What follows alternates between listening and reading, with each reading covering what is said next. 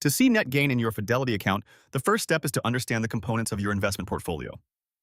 Begin by reviewing your current holdings, including stocks, bonds, and mutual funds.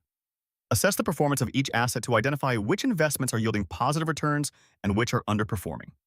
This analysis will help you make informed decisions moving forward. Next, consider diversifying your portfolio if you notice a concentration in specific sectors or asset types. Diversification can help reduce risk and increase the potential for returns. Look for investment options that complement your existing assets, such as different industry stocks or various bond types. Use Fidelity's research tools to find potential investments that align with your risk tolerance and financial goals. Another important factor is to regularly contribute to your investments. Setting up automatic contributions can facilitate consistent growth over time. Even small amounts can accumulate and take advantage of compound interest, leading to significant gains in the long run. Make sure you take into account your financial situation when determining the amount and frequency of your contributions. Finally, keep an eye on the fees associated with your investments. High fees can eat into your net gains, so it's wise to choose low-cost investment options when possible. Fidelity offers various funds with competitive expense ratios.